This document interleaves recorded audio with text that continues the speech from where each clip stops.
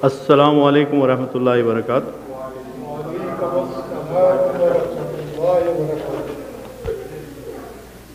Welcome back. Alhamdulillah. Another opportunity from Allah subhanahu wa ta'ala to start this noble journey. So, nahmaduhu wa nusalli ala rasulil kareem. A'udhu billahi minash shaitanir rajim. Bismillah ar-Rahmanir Rahim. Let's make dua this together. Let's make this dua. Rabbi yassir wa la tu'assir wa tammam bil khair. The meaning of this dua is that, Ya Allah, make it easy for us and do not make difficult for us and complete this task with khair. So inshallah, today we are going to start from where we left off. So today is the session number 2. So let me explain to you how these, I think I explained it last time, but let me reiterate it so that we understand. So we have a 2-hour long class. And each session has 2 parts, part A and part B. In part A, last time we did the introduction, which is out of the way now. So Alhamdulillah, from now on we are all going to go into the course right away. In part A, we are going to understand Salah. All the components of Salah, we are going to understand in session A, where we are going to translate or understand the Alhamdulillah, and the last 6 surahs and the different parts of Salah. So today we are going to start with Surah Al-Fatihah.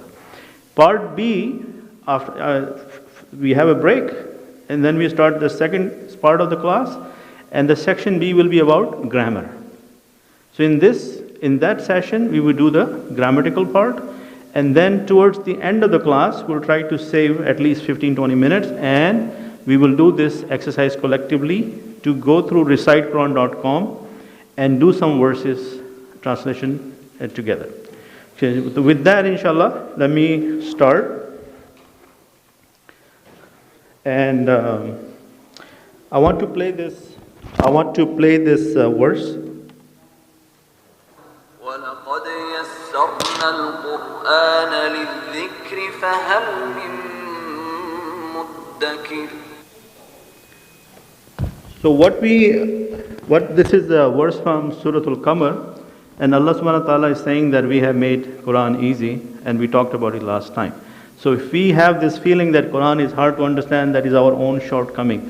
Allah subhanahu wa ta'ala is reassuring us that if there is somebody out there who is willing to ponder and remind itself, the Quran itself is very easy. So as I mentioned, today part A will be Surah Al-Fatihah, verses from 1 to 3. And then in the second session, we will go to the grammar part.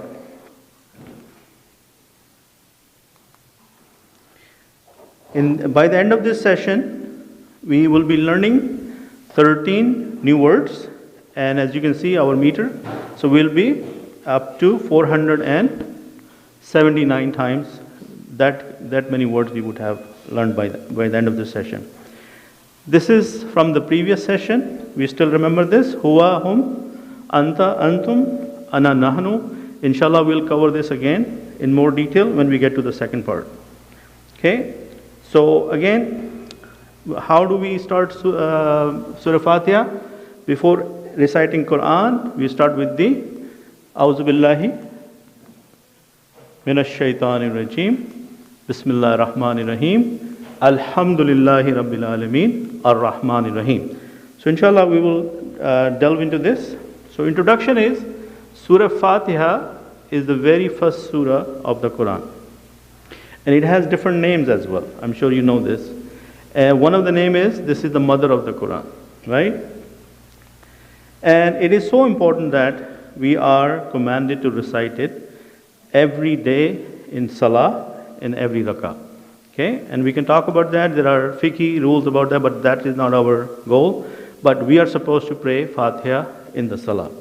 Okay, the words in Surah Fatiha has been repeated 9,000 times in the Quran. So if you learn Surah Fatiha really goodly, you have basically learned 9,000 different Quranic words. So this is an example from the page. that there are some of these words are part of Surah Fatiha. Okay, so before we start reading any Quran, Allah subhanahu wa ta'ala has commanded us to seek refuge from the shaitan. And how do we do that? By saying the ta'uz. A'udhu billahi minash shaitani rajim. So let's look at this. Brother Anwar, do we need to turn off the light, or is it visible to you guys? Is it clear? Actually, the light is on for the online, then it will be hard for them to see. Okay. So a'udhu, that the meaning of a'udhu, and right now since we do not know enough Arabic, so we're not delving into the actual word, but we're going high level and trying to understand the vocabulary. So the part of this, one of the mission of this exercise is to capture as much vocabulary as possible, because we are not learning by grammar, but we are learning by building vocabulary. So a'udhu mean I seek refuge. Billahi, let's dive into this. So a'udhu, I take refuge. Okay? So what's going on with this? Why are we seeking refuge? Because safety first. When we sit in the car, we buckle up. Before we drive the car, we say we buckle up. And get protection. Get protection in Allah. Billahi is two words. Look at this way. If you divide them, letter ba is separate and Allah is separate. Okay? When you write them together, they sound billahi. That means in Allah. I seek refuge in Allah. Allah is the real name of Allah. The other names we know, Ar-Rahman, Ar-Rahim, those are the attributes of Allah subhanahu wa ta'ala. Those are the sifat of Allah subhanahu wa ta'ala. But the actual name, like my name is Abid, then you can call me Abid the Great. Then great will be my attribute. Okay, that was a joke, by the way. Okay, so min, the basic meaning of min is from. Okay, and shaitan is the devil, Iblis, we know. Now, when we are dealing with nouns, remember one thing, and I'm going to talk about it more detail in the second part, that noun has a number. Noun is a name of a thing, a place, or a person. So when we talk about nouns, we know this is singular, this is two, this is plural. So shaitan is singular. Shayateen is the plural of shaitan, meaning more than one shaitan. Yeah? So remember this, when you have these words side by side, the shaitan is singular, shayateen is the plural of shaitan. Ar-Rajim, the shaitan is known as Ar-Rajim. The meaning of Ar-Rajim is outcast. The meaning of Ar-Rajim is outcast. Why? Because he was thrown out of Jannah. He was forbidden from Jannah. Okay? So, do you think shaitan is close to Allah? Never. At one time, shaitan was in the heavens. He was the leader of the angels. And he was a very scholarly person. He has gotten a very high rank in the house of Allah or in Jannah. But because of what he did afterwards, he was outcasted after that. So he's never close to Allah subhanahu wa ta'ala. He's an outcast, rejected. Outcast, rajim means rejected, thrown away from Allah's mercy. Okay? So now, try to see, when we do things, there is a ritual, like the physical part of what we do, and then there is emotional attachment to that task. In other words, we can call it the soul of the task. When we do A'udhu Billahi Minash Shaitani Rajim without any feelings, I am just doing a ritual of saying the word because I was taught to say it. But I'm not really into getting that feel, that what does that mean to say A'udhu Billahi Minash Shaitani Rajim. So that is why, remember we said we want to change our attitude, that anything we do, we start to think and ponder about it. Now imagine, feel and ask. Feeling is very important as well, right? When I say I seek refuge, if just as a word, something normal I do every day, then I'm not going to feel it. But when I say I seek refuge from shaitan, and in Allah, then all of a sudden I feel that I am going to be safe from the attacks of shaitan. So let's talk about that. So, A'udhu Billahi Minash Shaitani Rajim means I seek refuge in Allah from shaitan, the outcast. So feel happy. Why? Have hope as well as fear when Allah is mentioned. Why hope and fear? Because there is if you remember, there is a hadith from Rasulullah sallallahu alaihi wasallam that a moment's condition is that he is in between the state of iman and fear. Yeah? So, if children are listening to this session, I'm sure there are a bunch of children now listening to this. So, safety or this auzu, I want to put an image to it. Now, the children and parents as well are now used to watching those superhero movies with our kids, right? Because they would make you watch those. So, there are superheroes, they can make a shield when somebody attacks them, right? Like one of the ladies from the Fantastic Four, she can make a bubble around her, and that shield, nobody can break that shield. So imagine when you say A'udhu next time, you feel that you are putting that shield from Allah subhanahu wa ta'ala against shaitan. You see the visual now? If you have that visual next time, that you know, the moment you say A'udhu billahi minash shaitani rajim, you are in a bubble, now the shaitan cannot attack you. If you don't have the imagination and feeling, then it's just simply uttering words, right? So feel happy, have hope, as well as fear when Allah is mentioned. Now feel the closeness of Allah. If you are a big shot, what happens when you're rich, when you're powerful? You are surrounded by bodyguards, yeah? And when you are surrounded by bodyguards, you feel secure. You feel that anything happens, somebody will take a bullet for me, right? Or somebody will protect me. Now, we should feel happy that Allah, when we say A'udhu, when we seek His refuge, we are getting whose security? Allah itself and nobody else. So, we should be very happy, and we should also feel the presence of shaitan and the two angels. Yeah? Because shaitan is always there, and how many angels we have? Two angels, left and right, who's protecting us. Okay. So, why regime is mentioned? Regime, so that we always keep it alive in our mind. That this person, shaitan, was outcasted by Allah subhanahu wa ta'ala. So there is no way for us to be friends with him, right? Or be not very mindful of him. We should be always very mindful of the shaitan. Okay?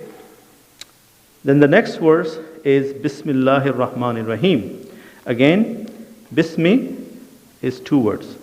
The letter Ba and Ism. Then, in the name of Allah. Ism is singular, Asma is plural. When we mention Allah's name, we say Asma'ul Husna. Yeah, do we say that? Asma'ul Husna, you see that? Right here? That means names of Allah subhanahu wa ta'ala. How many names we know of Allah subhanahu wa ta'ala? 99. There could be more, but we only know about 99. Okay? Ar-Rahman. I'm sure that we say it so many times a day, we don't even probably think about it, that what Ar-Rahman means. We know that it's most merciful, most gracious, but do we really deep dive into it, that what is the meaning of Rahman and how does it should make us feel? So Rahman is on the same pattern of, for example, Atshan. Atshan, Ghadban, Jaw'an. These words are similar pattern words. Ar-Rahman means extremely merciful. Not just merciful, extremely merciful. So, Atash is thirst. When you are thirsty, like if I haven't drank water for 1 hour, 2 hours, I could say I'm thirsty. Yeah? But if I haven't drank water for 2 days, I am Atshan. Making sense? I am extremely thirsty. Ghadban is angry. Ghadab. Okay? Ghadban means I am extremely angry. So much angry that I can't even control myself. Now, who can tell me from the Quran, where is this word used for which prophet? Hazrat Musa alayhi salam, when he was on visiting Allah subhanahu wa ta'ala on the valley of the Tur, and he found out that his people have gone astray, he came back in Ghadban. Very angry. Yeah? So, trying to put a picture to the word. Jo'an, Jo is hungry. Which surah we have heard Jo? Surah Quraysh. Li ilafi Quraysh. Ilafihim rihlat ash-shita'i was-sayf. See? And ju'an mean you are extremely, extremely hungry. Not just simple hungry, you are extremely hungry. Similarly, Rahman, Allah is merciful, but He is extremely merciful. Now this word Rahman comes in combination with Ar-Rahim. So let's look at what Ar-Rahim means. So Ar-Rahman is intensely merciful. Similarly, Rahim has other words like Jameel. Jameel and Kareem. Jameel mean beautiful and Kareem mean good mannered.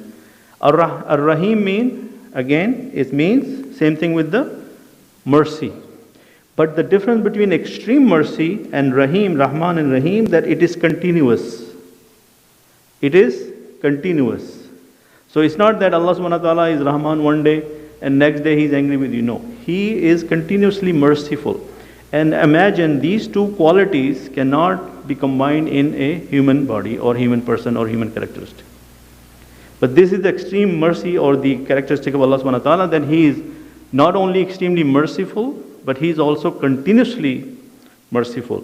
So again, if we multiply the intensity with the continuity, then you would get the benefit of Ar-Rahman Ar-Rahim. That every time you say Bismillah Ar-Rahman Ar-Rahim, then you feel that, oh, Allah is the extremely merciful and is continuous in His mercy. Because if He is not continuous in mercy, then we would not be here today. Because we know ourselves that how much we violate Allah's rules and, so you understand. So again, imagine, ask and feel. So when you say Bismillah Ar-Rahman Ar-Rahim, one way to imagine and feel is imagine the favors of Allah subhanahu wa ta'ala on us. Yeah? Then feel the mercy of Allah. Yeah? Like one scholar said, if the sin has a bad odor, he said it to his student, he said, if the sins have bad odor, you will not be able to sit around me. Yeah? So right now I am standing in front of you. You don't know who I am or what kind of things I do. Right? You see, the mercy of Allah subhanahu wa ta'ala is that He's hidden those things from your eyes and from the worldly eyes so that I can continue with my life. Yeah? Most of us has our darkest secrets. We don't want other people to know. So this is the extreme mercy of Allah subhanahu wa ta'ala, that He is keeping us going. And feel the confidence and hope when you say it. So next time when you say Bismillah Ar-Rahman Ar-Rahim, then you feel the confidence also at the start of anything. So that is why when we start anything, what are we encouraged to say? Bismillah Ar-Rahman Ar-Rahim. Okay. So how many words we have learned here? A'udhu, I seek refuge. Billahi, Billahi has been used 2600 plus times in the Quran. Min has been used 3000 times. And Ash-Shaytan 80 plus times. Ar-Rajim, I don't have a number for it. Bismillah or Bismi 35 plus. Ar-Rahman 50 plus. And Ar-Rahim 175. Alhamdulillah 40 times. And Rabb and Alameen, we're going to cover that, is around 970 and 63. So the next verse is Alhamdulillahi Rabbil Alameen. Okay? So let's look at Alhamdu. Alhamdu means all praise and thanks. Yeah? Now sometimes we translate that Alhamdu means thanks, but the actual, or you want to be glorifying Allah subhanahu wa ta'ala, you say all praise and thanks. Then what? For Lillah. Lillah is also two words. Lam, the letter Lam plus Allah. So letter Lam is a preposition. In future we will come to know this, but I'm telling you ahead of time. The reason is written separately because it's a preposition. And the meaning of Lam with the Kasra, this little line underneath, is called Kasra, is meaning for. So if you look at the Alhamdu, what is the meaning of Alhamdulillah? All the praise and thanks for Allah. Yeah? Then Rabb. Rabbi is take care of us and help us grow. Allah subhanahu wa ta'ala is our Rabb. And I'm going to give you a little bit more explained detail definition of that. So Rabb, let's look at the meaning of Rabb.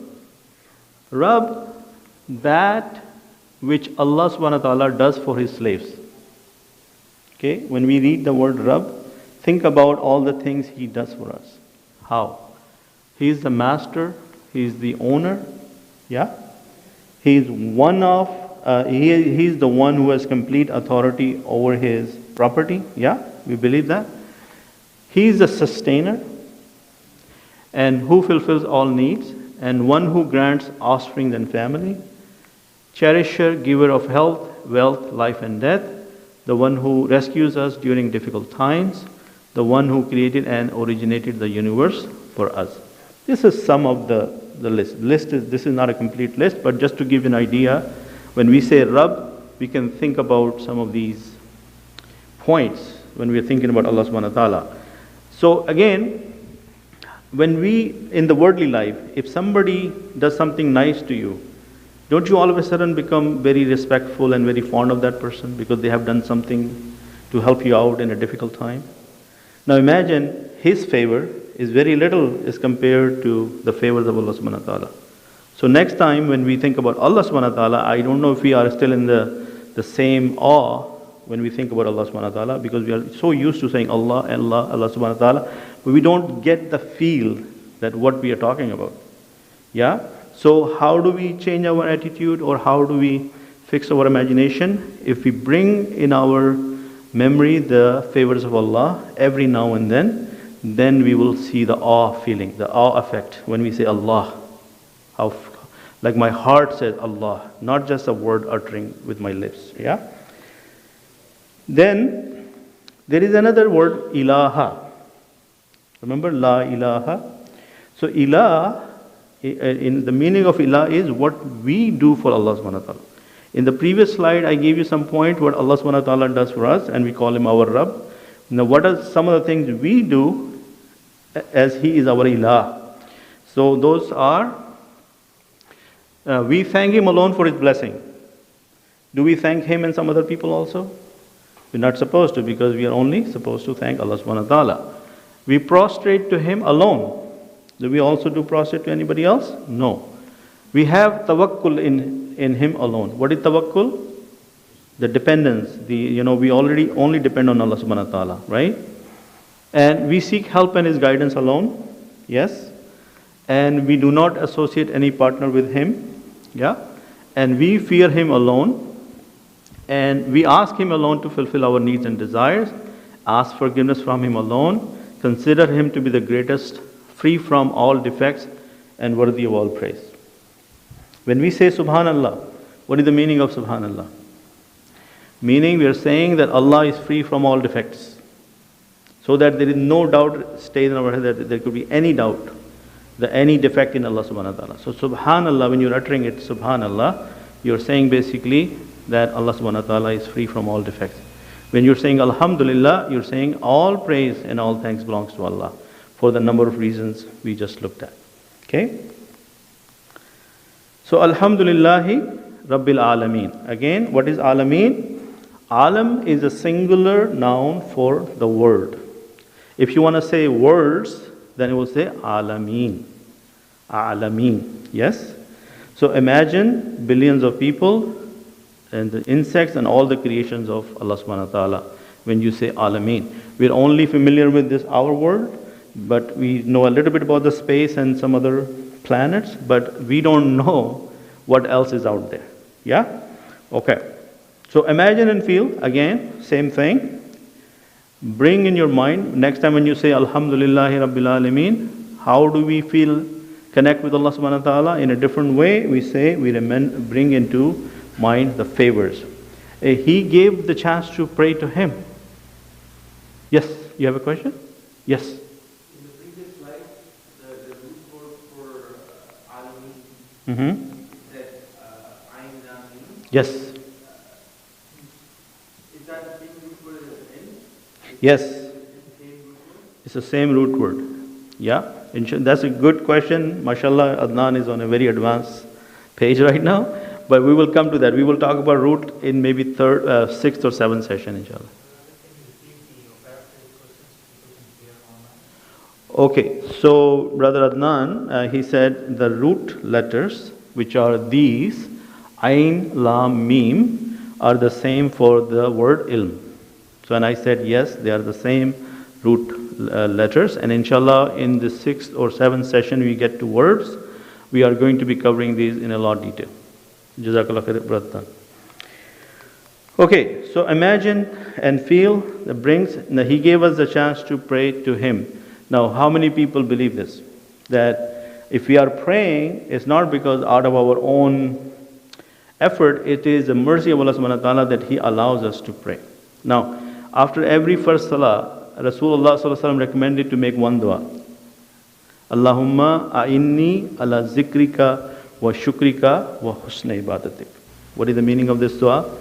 Oh Allah, allow me, Allahumma a'inni ala zikrika, to make your remembrance. Ala shukri wa shukrika, to allow me to thank you. Wa husna ibadatik, so that I can do excellent worship of yours. Okay? So that is another reason I want to talk about these du'as and the translation, because we are in the habit of saying them, but most of the time we don't know the meanings, right? So inshallah we will work on that as well. Imagine His greatness, the Rabb of the words of the humans, the word of angels and jinns, galaxies, and Allah knows what. Yeah? So again, why are we trying to remind ourselves these? We are mostly very grown-up people, mashallah, above 40, most of us, except some brothers and sisters here. I don't want to offend them. But we know who Allah is. But how often we ponder about these things? We once we are in the flow of life, we usually don't even go any deeper. So inshallah, we should think about this more.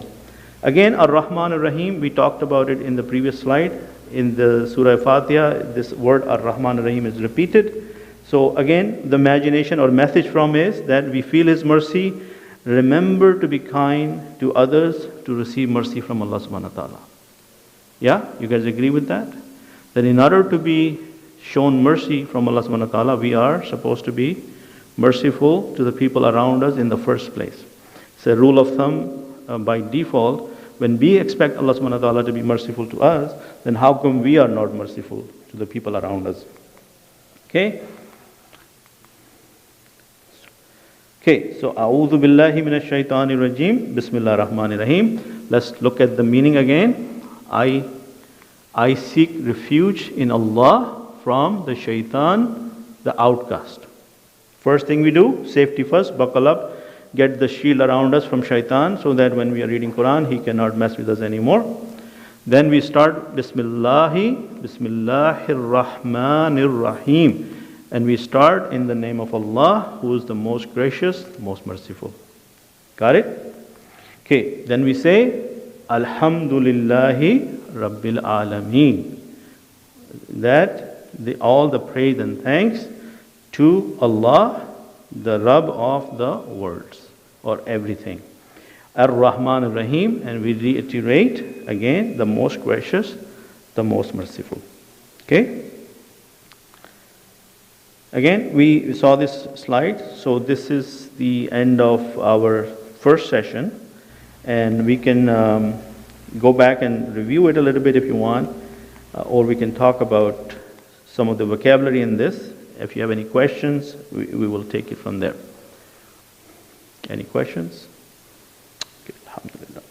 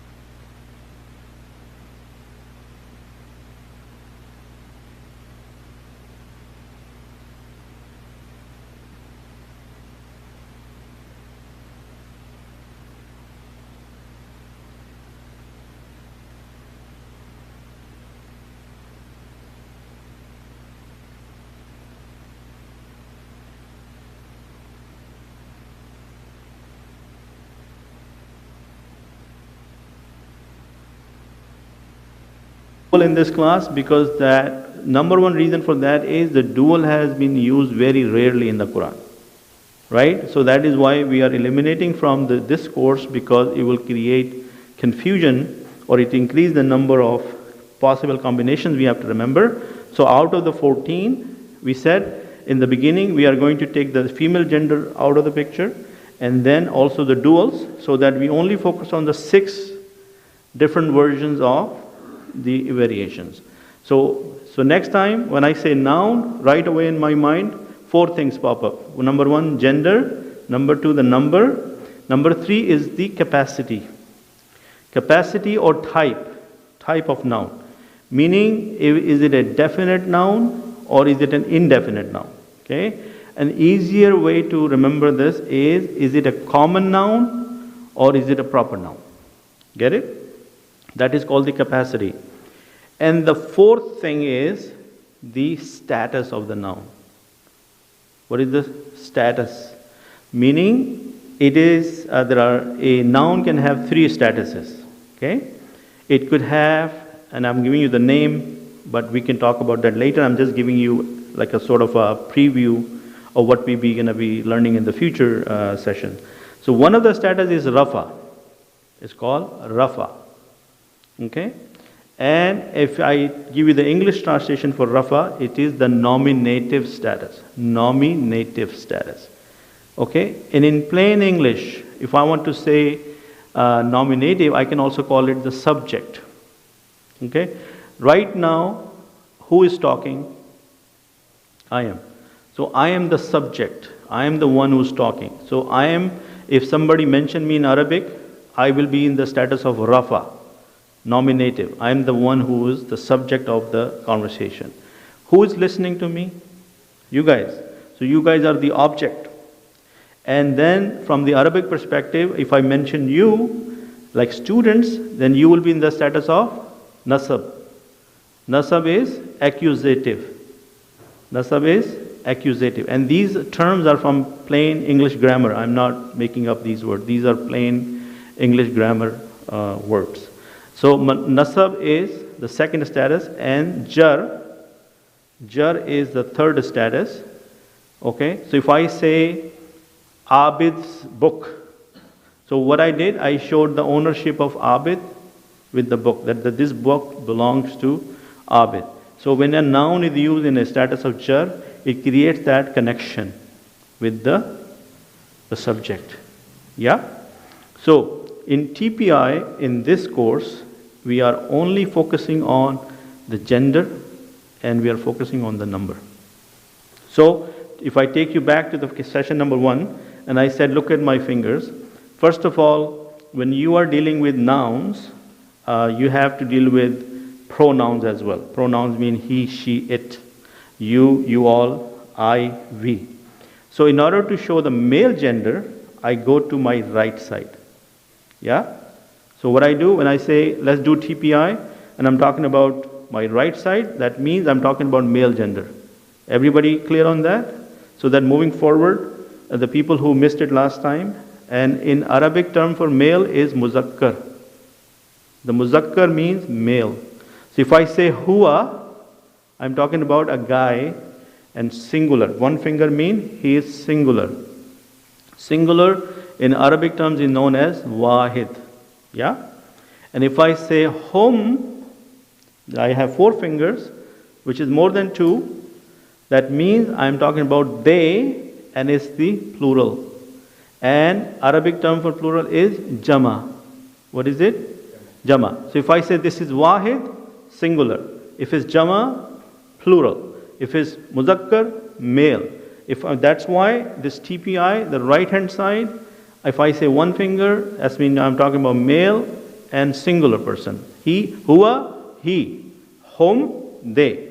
Similarly, when I take the fingers in my front, I'm talking to the second person, because in English also you know that somebody you're talking about is third person, second person, and first person. Yes, sir. In Qur'an, whenever we talk about Allah, it always says Huwallah. Allah has no gender. But it always mentions Huwa. Yes. So clarification on this: in Arabic language, there is no it. word. So we cannot say it. So for it we use also huwa. Is that clear? So either we are mentioning huwa, then if we know it's a somebody's living thing, then we are saying he, she, it. And if it's a non-living thing, huwa will be used for it. Yeah? Is that clear? Okay. So where was I? So I was on the second person. So when I say anta, then I'm talking about somebody in front of me. Now it could be a female or could be a male, because anta is neutral, gender neutral, right? So if I'm talking to a sister, I could say anta, you. That means I'm talking to a sister. If I say anta, you, that means I'm talking to a male. So anta is kind of neutral gender. Okay, so anta, one person I'm talking. Antum, you all. Yes? So anta, one. Antum, you all. Similarly, when I say ana, I'm talking about first person, myself. How many am I? One. So I'm saying ana, I. Ana also could be male or female. So if a sister says ana, then she means she is talking about herself. If I say ana, I'm a guy, I'm talking about myself. Ana, nahnu. Same thing, nahnu. If we are pointing inwards and there are a bunch of sisters here, then they are talking about themselves. And if there are a bunch of brothers here, they're saying ana or nahnu, we, then we are talking about the brothers. So, huwa, let's do it together. And that way, it should be very clear now, right, what we are talking about. Huwa, he. Hum, they. Anta, you. Antum, you all. Ana, I. Nahnu, we. And later on, when I talk about the female gender, I'm going to say hiya. What am I going to say? Hiya. Huwa, hiya. Yeah, hiya mean I'm talking about female gender and I'm talking only about a singular female gender. Got it? Okay. So, any volunteer who would like to do this, because the more we do this practice, the more we're going to benefit from it. I know you did it last time. Brother, anybody wants to try? You want to try? Go ahead. To repeat huwa, Yes, just give me the whole table. huwa, Watch your fingers. Yeah. You have to go to the right, one finger, and lower, a little bit lower, because in future we're going to be doing some session where we have to go a little bit in the middle or a little bit higher. So start with the lower end, say huwa. huwa, he, singular, Good. and third person. Very good. Home, Home, they, plural, plural, third person. third person. Anta, Anta, you, yeah, singular, singular. second person. Very good job. Antum, Antum, you all, very good. plural, Mm-hmm. second person. Very good job. Ana, Ana, I, yes, the singular, yeah. mutakallim, first person. Mutakallim, very good job. Nahnu, Nahnu, yes. Nahnu, Yeah. we, plural, Mm-hmm. first person. First person. Did everybody understand that? So mashallah, he got it. He nailed it down pretty goodly. So he remembered all the different parts I want him to remember. So next time again, if I say noun, how many things will come to your mind with the fingers? 4 things. What are the first one? Gender, number, capacity, and the status. In this course, we are going to focus on the number and the gender. Yeah, and that's what the TPI is talking about. So inshallah, this is a good breaking point. Let's take a break and then we'll start with the second session, because I need a continuity in this, so it will be beneficial. Okay, Jazakallah khair.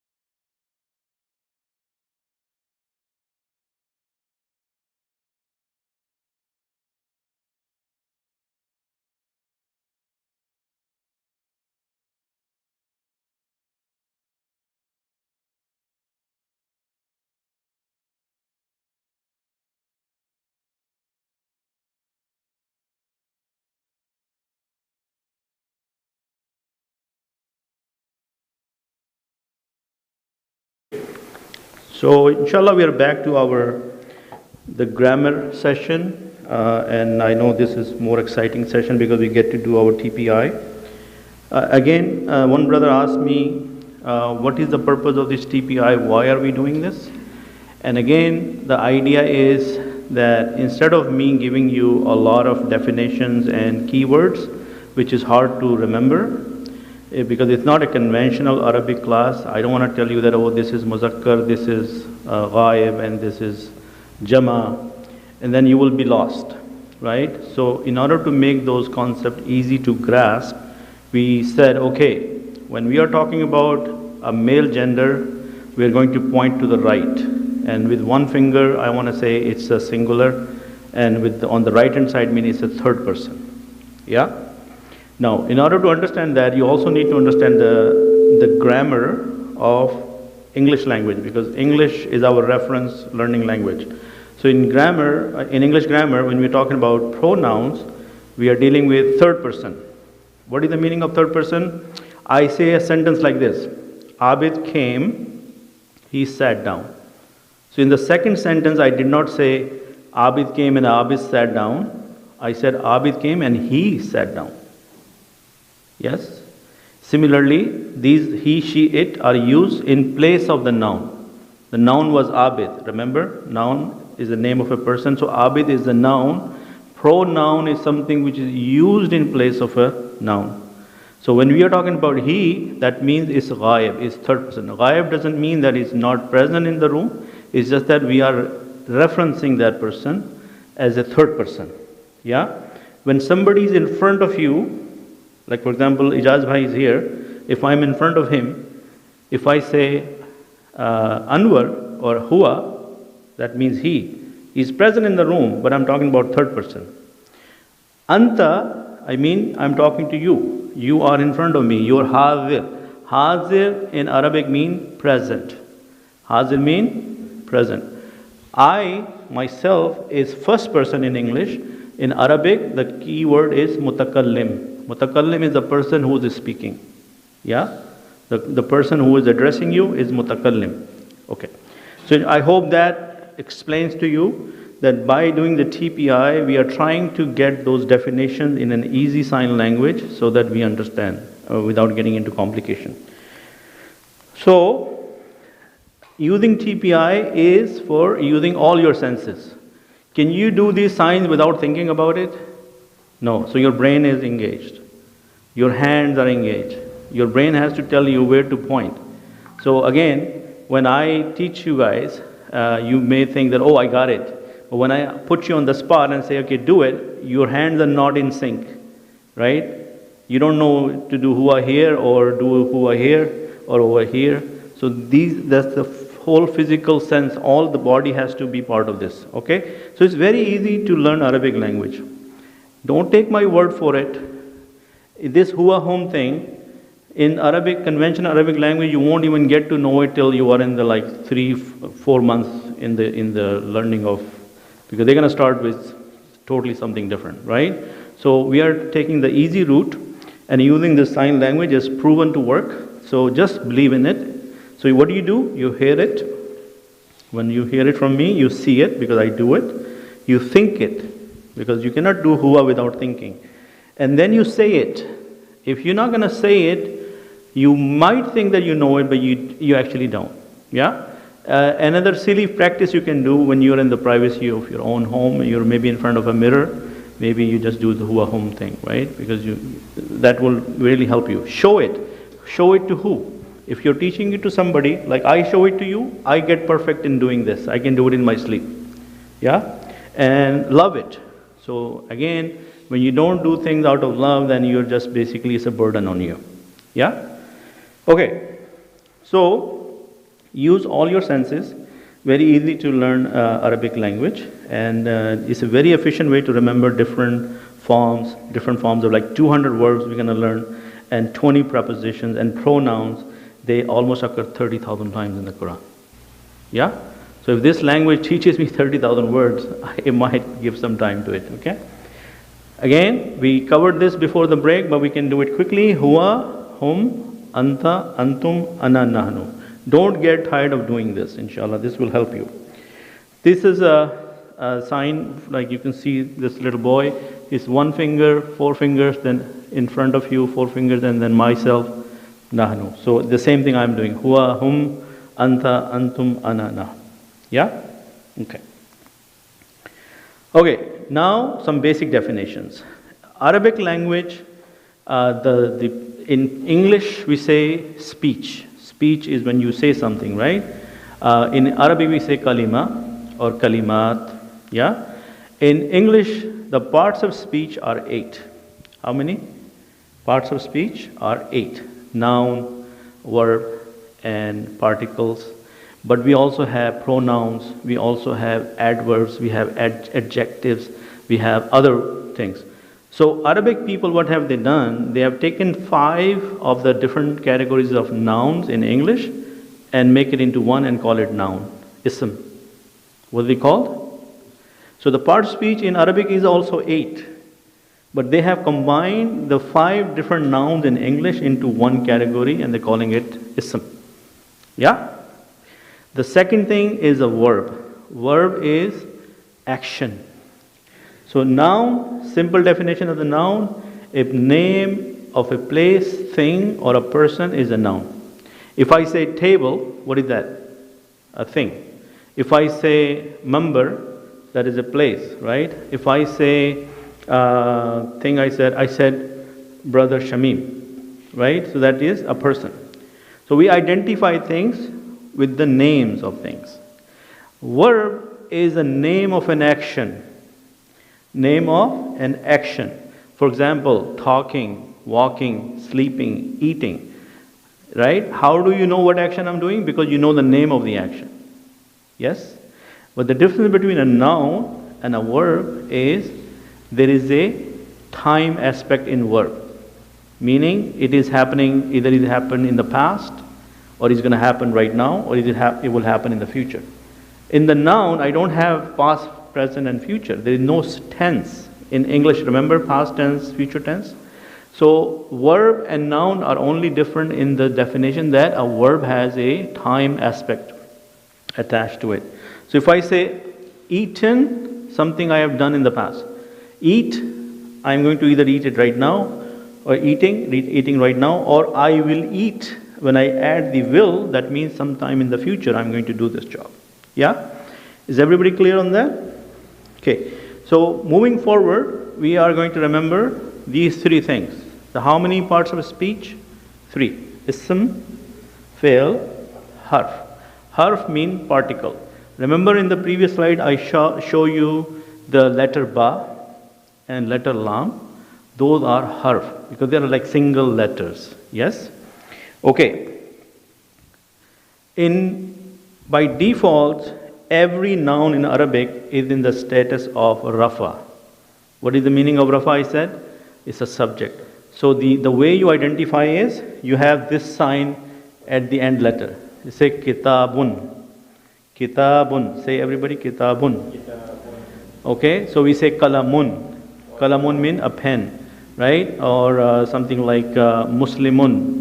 A Muslim. The translation is a book. A book. Okay? Now let's look at the other one. What is this? Al. Al, the meaning of al is the.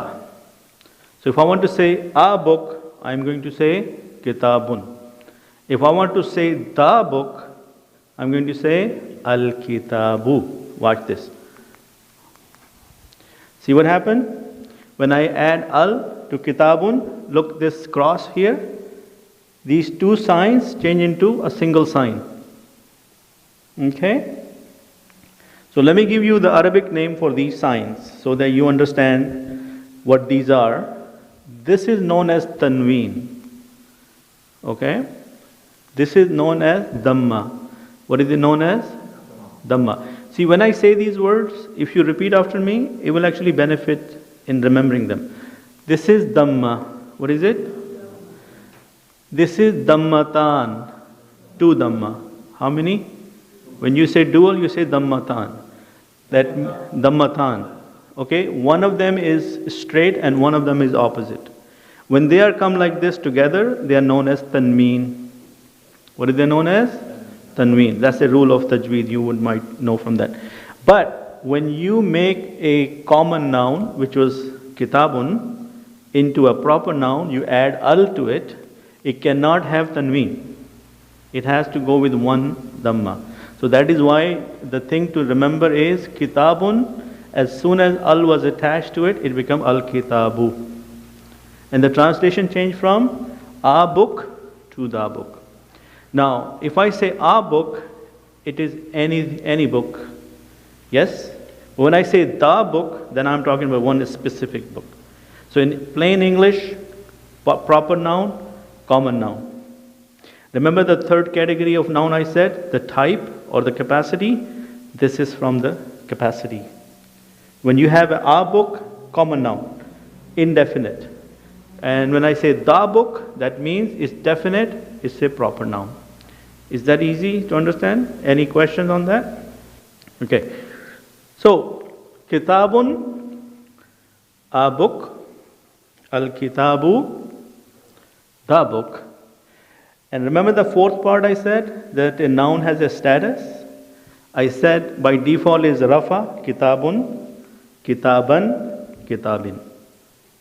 Okay, so this sign is known as fatha. What is it known as? Fatha. And it's to fatatan, fatatan, also known as tanween. What is known as? Tanween. Okay, similarly this is kasra. One of them is kasra, like this one is kasra. When you have double, you say kasratan. Okay, so this is rafa, this is nasab, this is jar. Yeah? So this is the status. I'm just telling you for your knowledge. I'm not going to talk about it too much in detail because this is a little bit advanced course or advanced session. Okay? Kitabun, by default, anytime you see an Arabic noun, it's going to be in the form of kitabun. Muslimun, kalamun, dinun, Qur'anun, this own part, right? Kitaban is the mansub or nasab, and this is jar. Is that okay? Okay. So, again, we are familiar with these signs. What is this? Fatatan. Say it with me. Fatatan. Fatha is singular. Fatatan, two. How many you see here? Two. And if I go into a little bit of a tangent here, from tajweed perspective, this is a long vowel, and single fatha is the short vowel. Yeah? Similarly, and I'm sure we all familiar because of the Qur'an, every verse in the ayah has either one of these or two of these. When they have two, they're known as tanween. When it is single, it's just the dhamma, kasra or fatha. Okay. So, and then there is al. How many times you see al? Next time in the Quran, anytime you see al, right away you know it's a noun. Right away you would know what? That is a noun. So, Muslimun, a Muslim. A Muslim. Yes? Al-Muslimu, the Muslim. So, what's the difference between Muslimun and Al-Muslimu? Common noun versus proper noun. Okay? These are some of the words which we should be familiar because some of us are from India, Pakistan. These are words from our vocabulary. But if we are also familiar with Arabic a little bit, then these words also should familiar. So, Muslimun, a Muslim. Al-Muslimu, the Muslim. Mu'minun, a person with the Iman. Mu'min. Al-Mu'minu, the Mu'min. Yeah? Salihun. Salihun is a righteous person. Al-Salihu, the righteous one. Yeah? Kafirun, the one who denied or who disbelieved. Kafir, right? Or declined something. Kafirun, al-kafiru.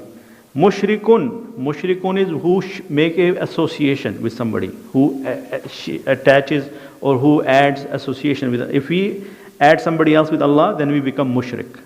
Right? So when you're associating partner with Allah, that's why your name will be mushrik. Like you will be, we can explain to somebody that this person is a mushrik. Why? Because he associates partners with Allah or anything else. Okay.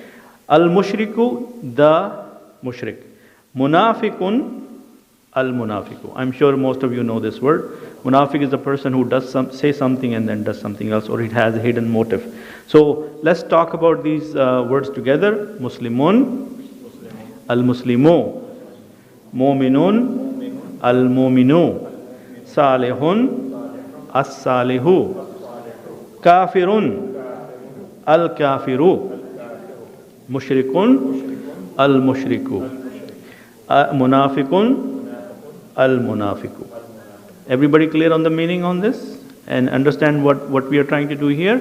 We are trying to learn different nouns and their meanings, and we are understanding between a common noun and how to make a proper noun. So anytime I say make, let's say if I say kalamun, a pencil, a pen, I want you to make it proper noun. I say the pen. What are you going to say?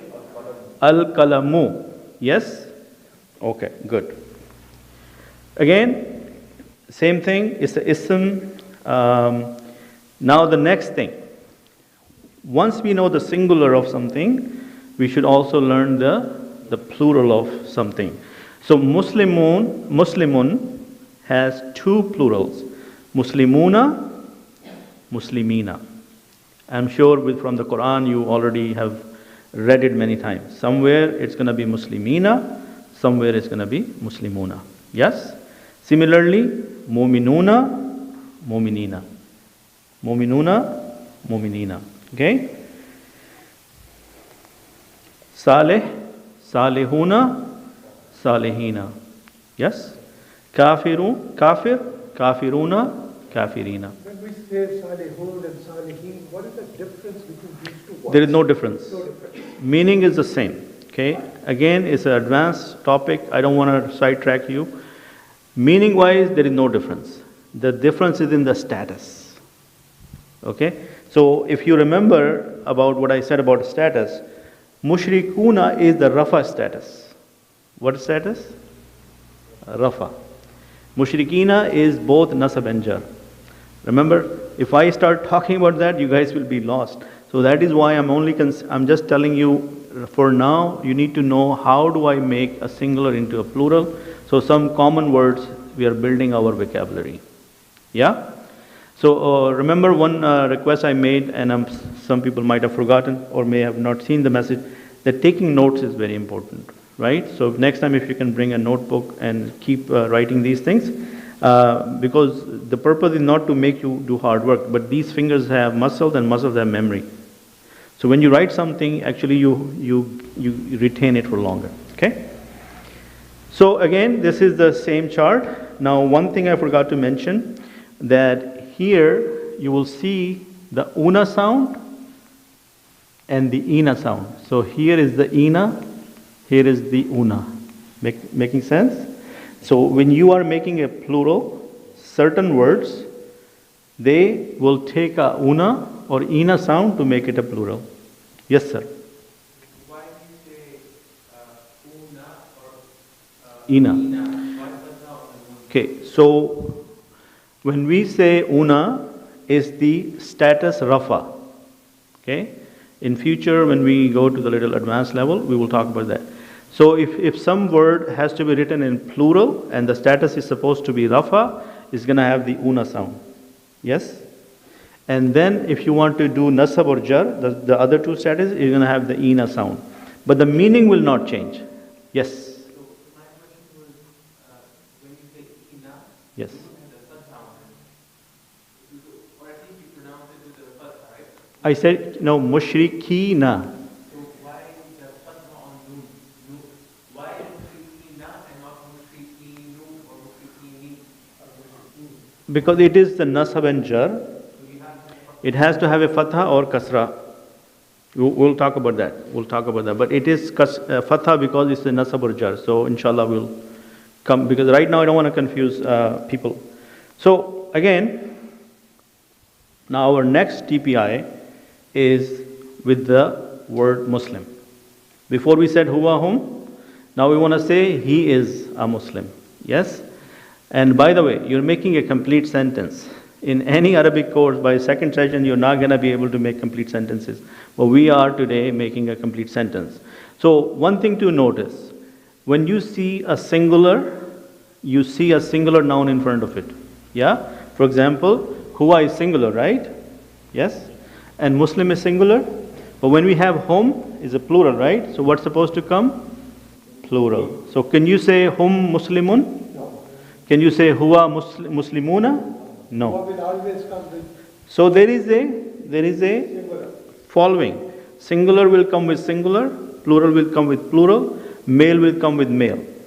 Okay? Male gender will come with male gender noun, female gender noun will follow by a female gender noun. So how are we going to say? We already know the TPI, so it's going to be very easy. Huwa Muslim?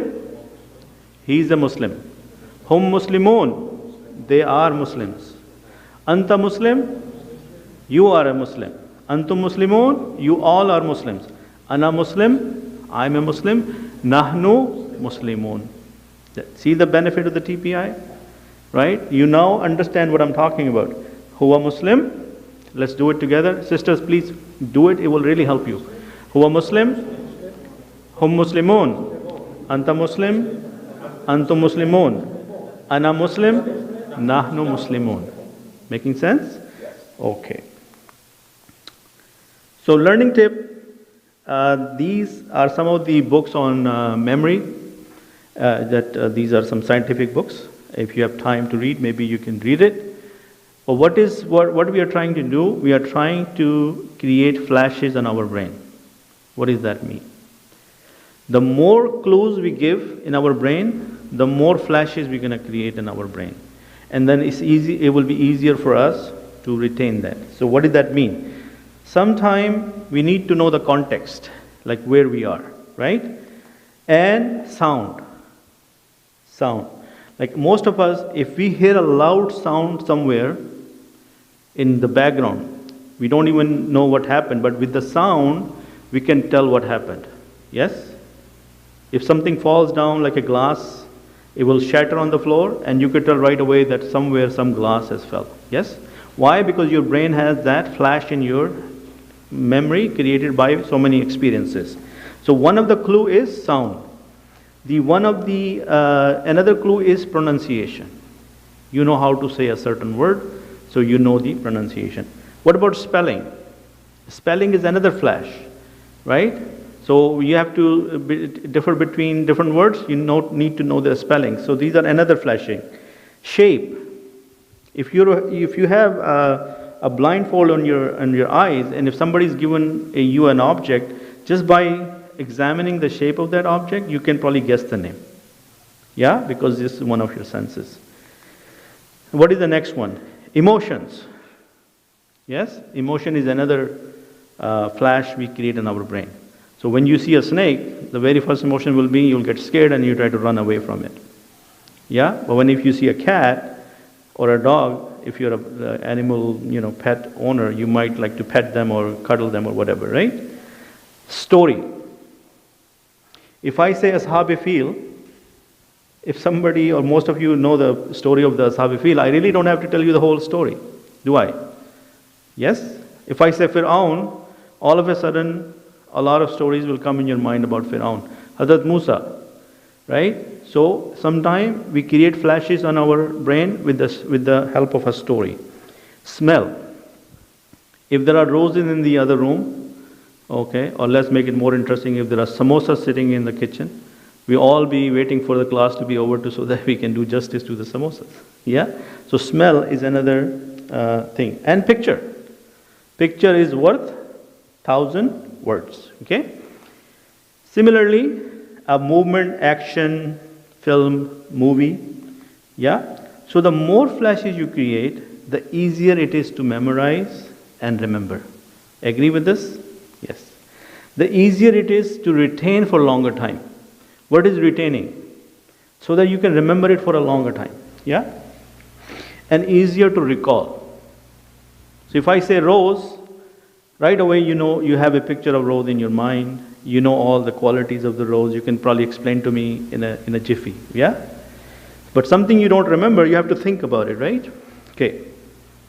Similarly, what we did, the learning tip was that why the TPI is important, because we are creating flashes in our mind. How are we creating flashes?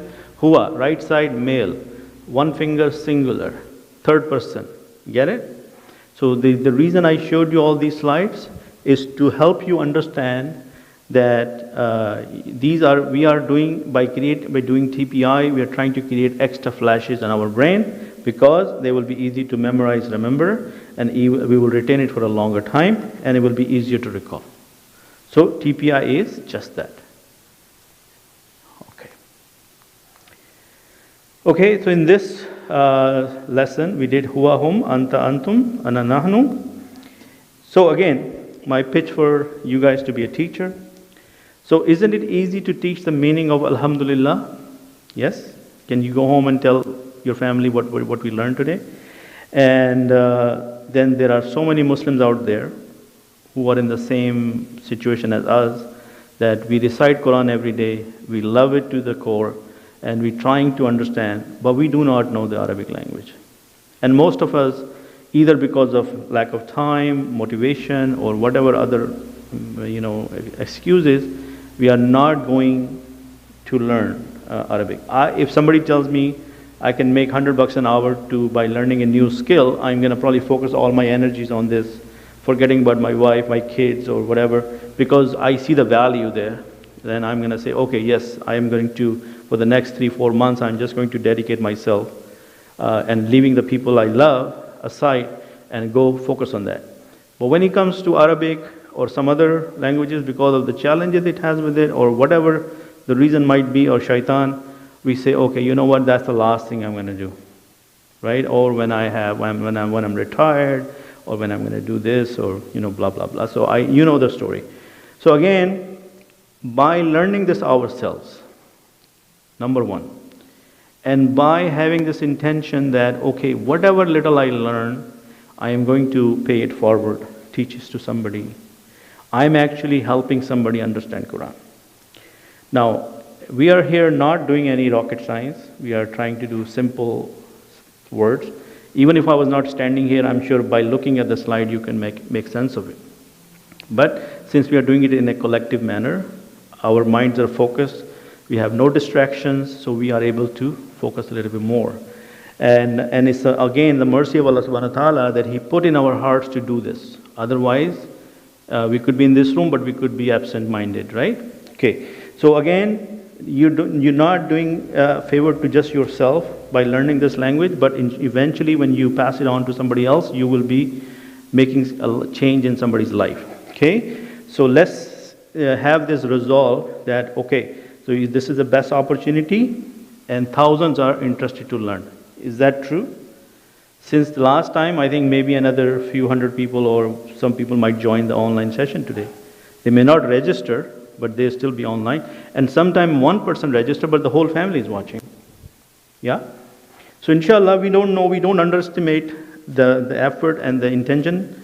So again, we have learned 13 words, and now we are at 4479. Yeah? Okay. So that was I think today was quite fast. I finished it in time, or ahead of time. So, but we have an exercise to do, and also this time will give us an opportunity to do some Q&A. And I want to explain to everyone, they had some concerns about the homework. So it's a good opportunity for me to probably show you what I mean by the homework. Brother Anwar, can I show my screen, or do I have to? I think the display setting, right?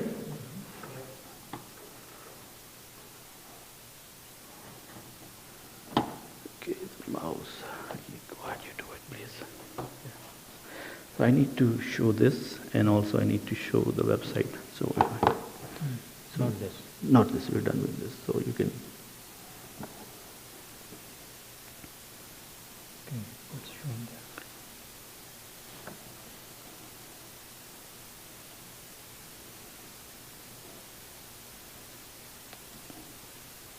Extend, I think.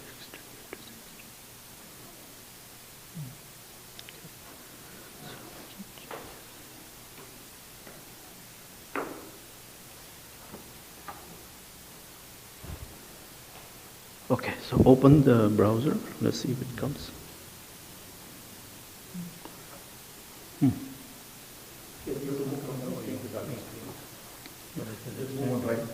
Yeah. Okay, so can you open another one for me? Let's see. I think I can open it.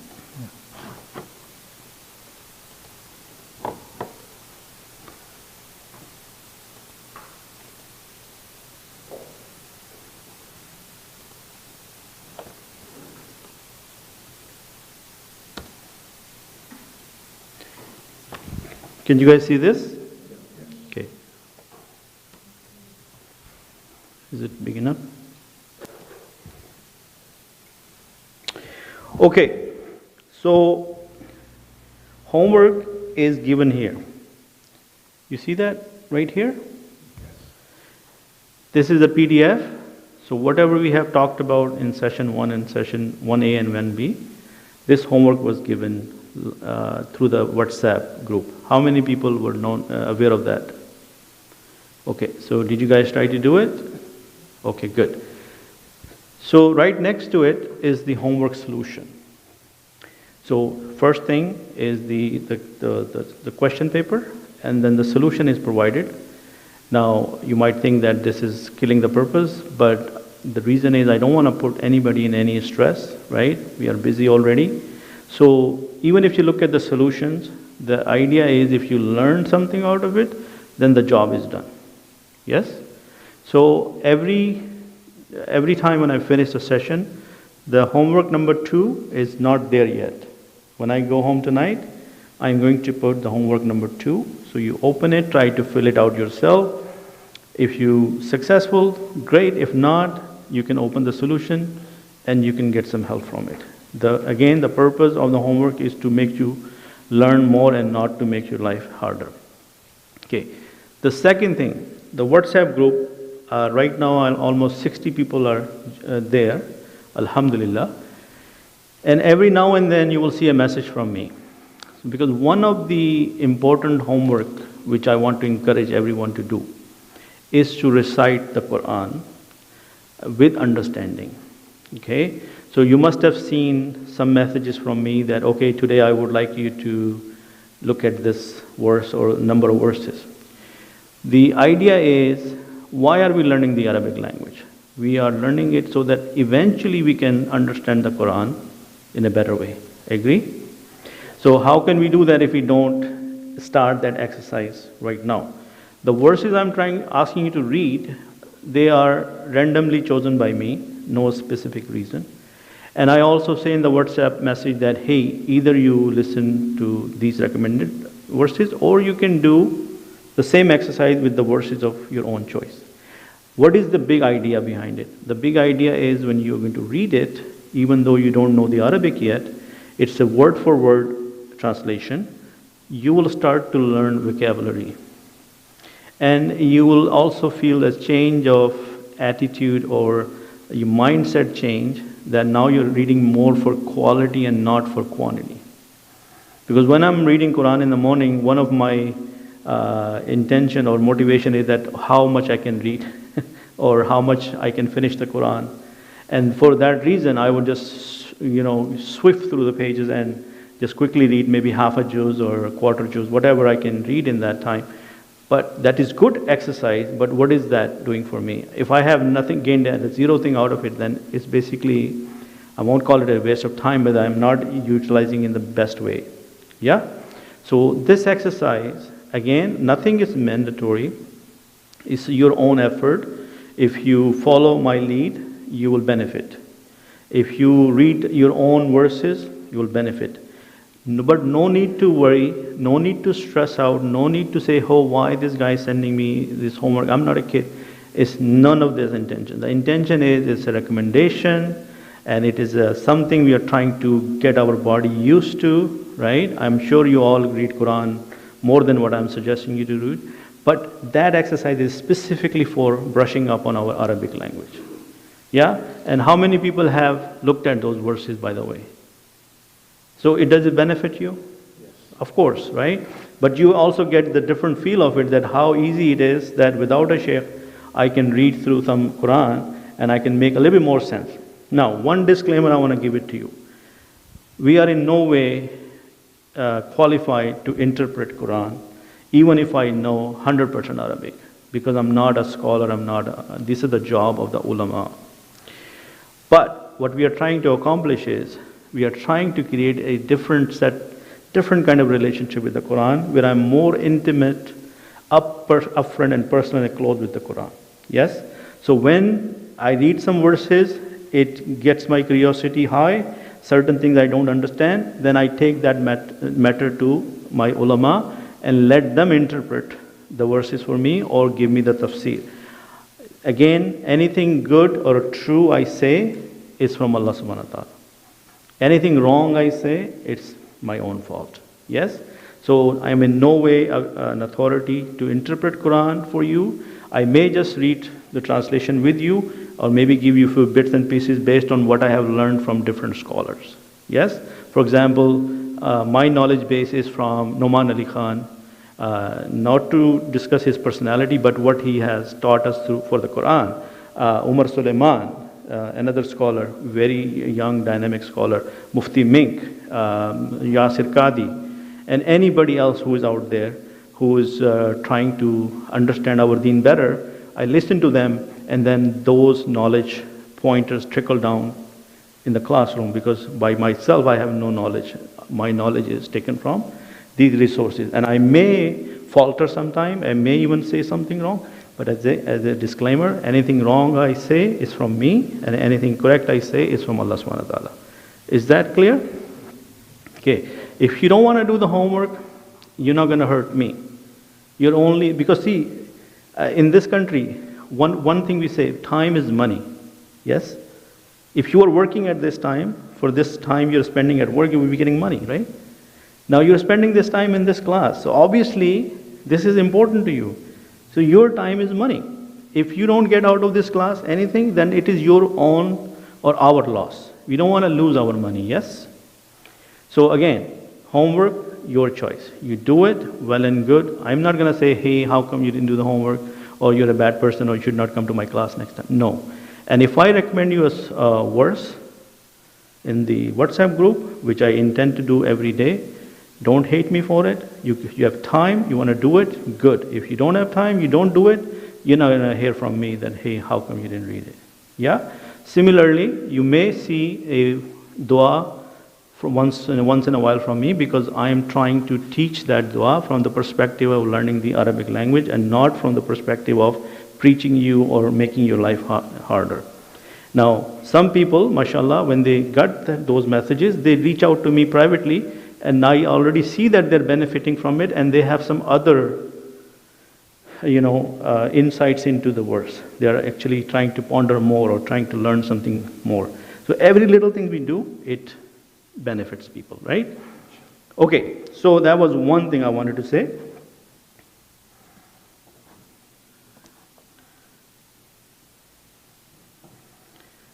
Okay, how come I lose my mouse from time to time? Okay.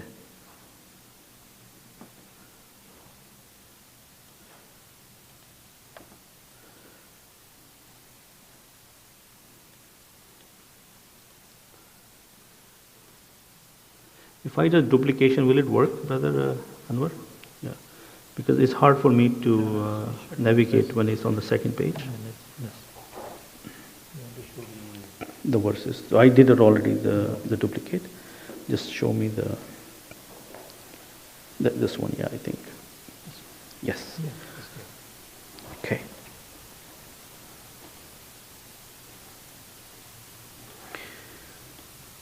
Okay, so today, now the next 15-20 minutes, what we are going to do, we are going to go over that, one of the messages I sent during the week. It was Surah Araf, verses from 11 to some, few verses. And let's go together. Is it big enough for you? Let me see if I can do bigger. Is that bigger? Okay. One thing I couldn't do last time, I could not demo the recitequran.com website. Let me try today, because I think I can show you what I meant. So, for example, there are people in this class they may have zero knowledge about Quran or reading Arabic, or some people are struggling with their pronunciation, okay? And again, we sometimes don't have the time to go to a sheikh because of our schedule. So let's say I'm trying to improve my pronunciation. I go simply to this word, right? And I click on it. وَلَقَدْ وَلَقَدْ. See how it's saying it? And similarly, here is a tajweed rule. See, it says gunna, 2 vowels. Yes? So if you are trying to learn some tajweed on your own because of whatever circumstances, the best way to learn is through a sheikh. Yes? But let's say you want to know what this word sound like. مكناكم مكناكم. Got it? Okay, now there is another one. For example, we get a lot of this Hamzatul Wasl. Okay? You see this one? Hamzatul Wasl? Okay? So when you read from here, this Hamzatul Wasl will be silent. Yes? So let's see if we can. Yeah, this is Frankie. الساجدين As-Sajideen, right? So it's not doing it what I'm trying to do, but الساجدين. it's supposed to read from the before. Let's see if I can try. والوزن You see that? Okay? الحق. Yeah, it's يومئذ الحق يومئذ الحق. got it? Similarly, you can do this. والوزن يومئذ الحق فمن ثقلت موازينه فأولئك هم المفلحون. Got it? Okay.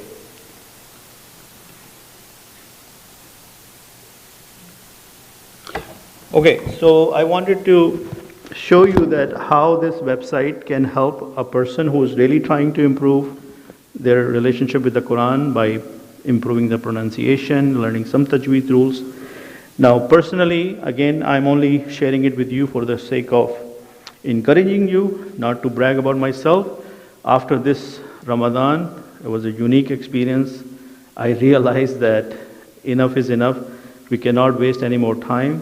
So the best way to learn Quran is to sit down with a teacher and you recite to them, and then you get the first-hand guidance from them. So I hired, or I enrolled myself with a sheikh, and every day what I do through this recitation, I practice. My sheikh has recommended to read 1 page, quality over quantity, and he said, okay, read it 25 times, 50 times, even 100 times if you have time on 1 page. And then all I do, once I'm done with the practicing, I recite to him and he corrects me on the spot. So it's an amazing experience. I cannot tell you if there is any other substitute. And guess what? I'm still stuck on A'udhu Billahi Minash Shaitanir Rajeem. It's so hard to say it right that every now and then he corrects me on A'udhu Billahi Minash Shaitanir Rajeem. Maybe he's watching me right now, so that's good. I give him the credit that I'm trying to improve my A'udhu. Okay, so let's read some together. The story of Adam and Shaitan. In the Quran, it has come for 5 times, so it is an important story. And again, today we'll try to see how we read Quran and how we tend to miss out the benefits, and or how can we adjust our body language and mindset to get more benefit from it. Okay? وَلَقَدْ خَلَقْنَاكُمْ أعوذ بالله من الشيطان الرجيم بسم الله الرحمن الرحيم. And certainly we created you, then sawarnakum, and we fashioned you. So creating is one thing, then fashioning you is another. Then he makes sure that summa mean then kulna, we said to the angels, lil malaikati. You remember lillahi? So lil, to the angels. We said to the angels, what did we say? Asjudu, prostrate. Li adama fasajadu. that prostrate to Adam, so they all prostrated. Illa Iblis, except Iblis. Lam yakum minas sajidin. He was not of those who prostrated. Now imagine if you are not an expert in Arabic, just by following these verses the way I'm telling you, don't you already see another layer of understanding? If you're not happy with that, even though I like it, I could read this. And we have certainly created you, O mankind, and given you human form. Then we said to the angels, prostrate to Adam. So they prostrated, except for Iblis. He was not those who prostrated. We always calling him Shaitan, but in this verse we know his name was Iblis. Yeah? Okay, so that's one verse. Now let's look at the other one.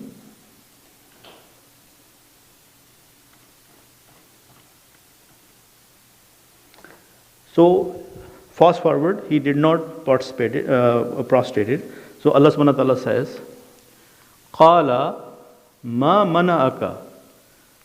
Allah said, what prevented you? He's now having a dialogue with Shaitan. Allah tasjuda. Okay, inshallah by the end of this course you will understand most of these meanings by yourself. And not, why did not you prostrate when I command you, amratuk? Yeah? Qala ana khayrum minhu khalaqtani min nariyum wa khalaqtahu min teen. He said, I am better than him. You created me from the fire and you created him from clay. Yeah? Nothing new here. We know this from a long time. But how do we change our perspective? How do we reflect on this? How do we ponder on this? Okay, one way, if I ask you, brother, can you tell me what you understand from this verse? Defiance. Defiance. Yes? But how do you apply this verse to yourself? You're talking about Iblis. It's not talking about yourself, right? I cannot be frightened. Okay. So what we are trying to accomplish here, that how do we take this verse and not just say that, oh, this verse is about Iblis, he was the one who was bad, I don't need to worry about it. Now tell me honestly, how many of us go through this test every day? How many of us go through this test every day? Every day I meet somebody, what kind of thought crosses my mind? Oh, I'm more educated than him. Oh, I'm more richer than him. Oh, I'm even more good looking than him. Or I'm better than him. Very prime example, you walk into the masjid, all of a sudden your brain is working in that fashion. How many can agree with me? Yes? These thoughts crosses our mind. Now if your iman is not strong, and if that thoughts take over you, then you can become partner of shaitan. Now also consider that who was shaitan? Where was he living? Before this, he was living in Jannah. He was very close to Allah subhanahu wa ta'ala. He was the leader of the angels. He was a scholarly person. He must be a very good worshipper. That's why he gained that high regard. In one test, he blew up. He blew the whole thing. Yes? So now, this is what, and I'm not trying to say that, oh, this is me who's telling you this, but this is the mindset change we have to bring in our life when we're reading these verses. I stop and I say, okay, this verse was for shaitan, but what are the lessons for me in this verse? I apply the verse to me. And again, not being a scholarly person, I don't want to get also stray in my deen by evaluating things on my own. If these pointers brings in my curiosity up, then I should go to a scholarly person and get some guidance. Okay? So the next one, Qala fahbit. Allah said, then go down. He was expelled. Minha, from it, fama yakunu laka an tatakabbara fiha. So it is not for you that you be arrogant in it. Yeah? Fakhruj. Get out. So get out. You see, imagine how the dialogue is happening between Allah and Shaitan. Indeed, you are of the disgraced one. Yeah? Innaka minas saghirin. Saghirin means small. When you humiliate somebody, don't they become very small in your eyes? Or they feel very small and humiliated? Saghirin here is not in the sense of little, meaning disgraced. Okay? Qala anzirni ila yomi yubasun. So right away he said, Ya Allah, give me time. Let me see the meaning here. So he said, Shaitan said, give me, what did I do? Give me respite and the ones, innaka minal munzarin. So indeed, Allah said, where did he go? Sorry, I am right here, I forgot where I was. So Shaitan said, give me respite till the day they are raised up. So he asked time for till the day of judgment. And Allah subhanahu wa ta'ala said, okay, you want it? Even though what he did was unforgivable, he said, okay, given, we'll wait for you or we'll see. So guess what happened here? Shaitan made dua to Allah subhanahu wa ta'ala. This is his dua. And he did not feel regret. He did not feel shame. He did not feel that he did something wrong. Instead he said, okay, I'll prove you that I'm right. Give me time till the day of judgment. Why did he ask for this time? He said, Qala fabima qala. Shaitan said, because aghwaytani, you have sent me astray. What is he doing? He's blaming Allah subhanahu wa ta'ala. In plain English, he's saying to Allah subhanahu wa ta'ala, Ya Allah, you set me up for failure. It's not my fault. Yes? You see the arrogance? He did not realize that he made a mistake. He is still saying that, Ya Allah, you are the one who made me do this. So, give me time. La aqudanna. There is a lot of emphasis in here. Surely I will sit. Where? For them on your path, the Siratul Mustaqim. In Surah Fatihah, what do we ask for? Ehdina Siratul Mustaqim. This Siratul Mustaqim we are supposed to follow. He said, Ya Allah, give me time till the day of judgment so that I will definitely sit on this path for them. And what am I going to do? He's making a challenge to Allah subhanahu wa ta'ala. Summa, then, la'atiyannahum, surely I will come to them, min bayni aydihim, from before them, wa min khalfihim, from behind them, wa an aymanihim, from the right, and wa an shama'ilihim, from the left, wala tajidu aksaruhum shakirin, and you will not find most of them thankful to you or grateful to you. How true his challenge is. How many people in the world right now? Billion, 6 billion, more than that? How many people are Muslim? 2 billion? The majority is still not believing in Allah subhanahu wa ta'ala or astray. And are they thankful to Allah subhanahu wa ta'ala? No. Yes? So this is his challenge, but Allah subhanahu wa ta'ala has his own plan, so inshallah. But what am I trying to do here? I hope you see the big picture, that when we are reciting these verses together as a team, you may have recited them so many times, or you may even know the meaning so many times, but this time it has a different effect. Is it? Yes? And if we do the exercise in your own home and every day, and it's not going to take more than, I'm doing it in a class fashion, so it take me half an hour or 15 minutes. If you do it on a personal level, inshallah, and you reflect on it, you will not take you more than 5-10 minutes. Okay? Now look at the next thing. Then Allah subhanahu wa ta'ala said, okay, I give you what you want. Qala akhruj minha mazmumam madhura. Allah said, get out of it disgraced and expelled. Liman tabi'aka, certainly whoever follows you minhum, among them. So Allah subhanahu wa ta'ala says with the same feeling that, okay, if somebody is going to follow you, la amla'anna jahannama, surely I will fill hell, minkum ajma'in, with you all in it, ajma'in, all of you. And then Allah subhanahu wa ta'ala said to Adam, wa ya Adam uskun anta wa zawjika. O Adam, dwell you and your wife al-Jannah in the Jannah. Kula, fakula, eat whatever you want. Min haysu shi'tuma. So you both eat from whatever you both wish. Wala takraba hazihi shajara.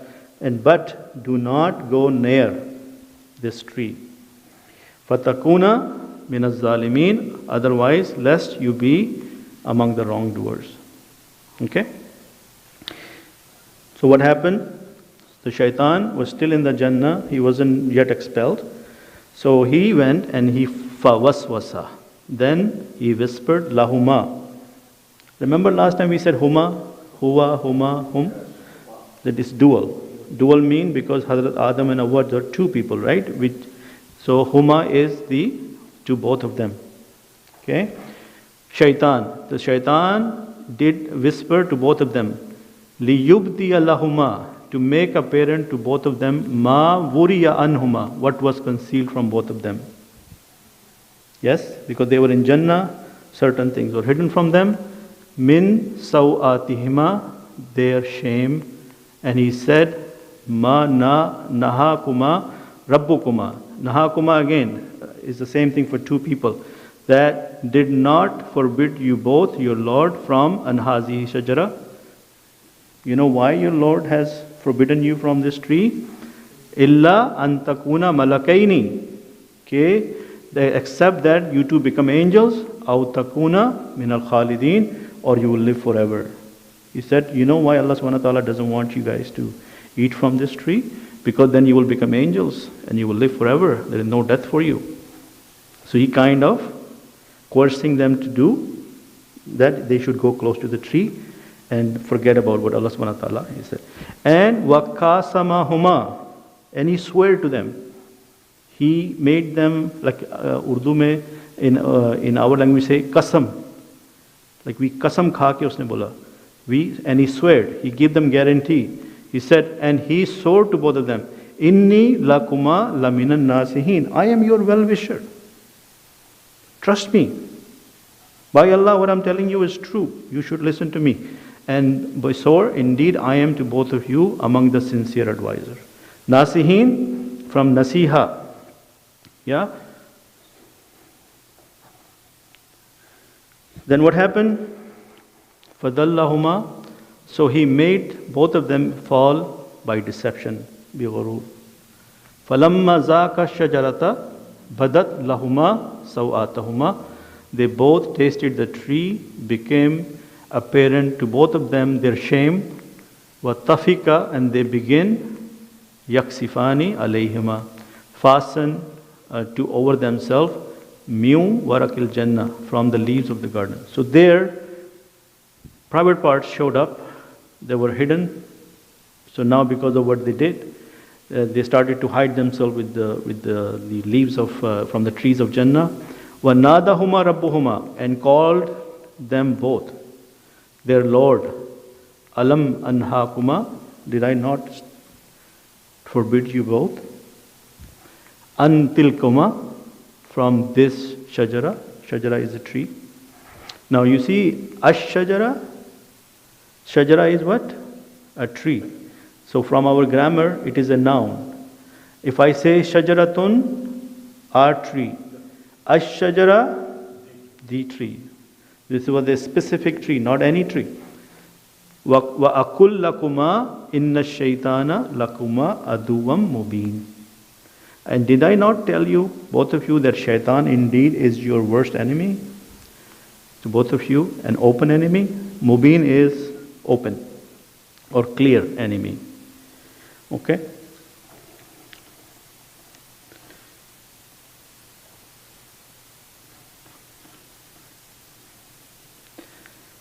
They said, Qala Rabbana Zalamna. Both of them said, our Lord, we have wronged ourselves. Wa illam taghfir lana, and if you are not going to forgive us, wa tarhamna, and have mercy on us, la nakunanna min al khasirin, surely we will be among the losers. So at this point, if I stop and ponder again, what was the main difference between shaitan and Adam alayhi salam and our mother Hawa alayhi salam, what did they do when they made a mistake? What did Shaitan do? He went more arrogant. He went against Allah subhanahu wa ta'ala. He said, you are the one who made me fall for this. Now let me have some time, I'll prove to you, because I'm going to be sitting on their path and I'm going to do this, this and that. He gave a big challenge. On the other hand, when Adam alayhi salam and Hawa alayhi salam, they made the same mistake. They also break the order of Allah subhanahu wa ta'ala, but right away they felt regret and they felt shame and they went back to Allah subhanahu wa ta'ala. How many people remember this dua? We probably call it every day, right? Rabbana zalamna anfusina illam taghfir lana wa tarhamna lanakunanna min al-khasirin. Who taught this dua to Hazrat Adam alayhi salam? Allah subhanahu wa ta'ala. Yeah? So I hope this session or this exercise of doing it together open us a different door of understanding, or at least a different level of connecting with the Quran. So Allah subhanahu wa ta'ala said to both of them, قَالَ اهْبِطُوا بَعْضَكُمْ لِبَعْضٍ عَدُوٌّ. Okay, Allah said, get down some of you to some others as enemy. وَلَكُمْ فِي الْأَرْضِ مُسْتَقَرًّا وَمَتَاعٌ إِلَى حِينٍ. And then for you in the earth is a dwelling a place and livelihood for a time, for a fixed time. So we are here now till the day of judgment, and eventually our destination is Jannah, inshallah. And if we don't make it to Jannah, then it's not a good thing, right? So, قَالَ فِيهَا تَحْيُونَ وَفِيهَا تَمُوتُونَ وَمِنْهَا تَخْرُجُونَ. He said, in it you will live in it and you will die, and from it you will be brought forth. Meaning, till the day of judgment, this is our abode. We are going to get born here, we're going to die here, then we're going to live in the grave till the last day of judgment. Okay? So I hope and I pray that any mistakes I have made in trying to explain this, Allah subhanahu wa ta'ala forgive us and forgive me. But I hope to show you the big picture, that how these little exercises, and again, I didn't know most of the Arabic but when I did it the way I did it, I'm sure it connected. It hit your heart in a different vibe, in a different feeling, right? So please try to do this on a daily basis with your own self first, and then maybe with your family. As I said, I can show you, I brought something with me, but just to save time, let's say I demo you how I want you to do this. So let's say most of you have smartphones, right? And you have WhatsApp on it, right? So when I go to WhatsApp, and if there was a link for the verses, okay, for example here, somewhere I have sent you a verse here. For example, this one. I just want you to click on this. It will open this verse I'm asking you to read, yes? And as soon as it loads, I really don't have to go anywhere. If I was lying down, I don't need wudu when I'm reading online, right? I mean, if you want to be, you can, but you could practically read it. And then if I do like this, and then I click here, then I have more screen, by the way. When I click here, this thing goes away, and now I can read from wherever I'm sitting, lying down, walking around. So it's not a heavy duty task. It's not something you have to quit everything you're doing or do any hard work. If you have a phone, you start using the phone. This is the good use of the phone, inshallah. So I hope this gives us an opportunity to, inshallah, improve on our relationship with the Quran. Jazakallah khairan. Any questions before I close the session? No questions? Jazakallah. So you have all the links. Now some people who have joined later in the WhatsApp group, they may have missed those links. So send me a private message or ping me in the WhatsApp group. I will resend you the links. All the material is online. All the presentations are online. And even this video will become available after some time. And if I said anything wrong, I apologize. If I've hurt anybody's feeling by saying anything, please forgive me. Jazakallah khair. Subhanakallahumma wa bihamdika wa nashhadu an la ilaha illa anta nastaghfiruka wa natubu ilayk. Jazakallah.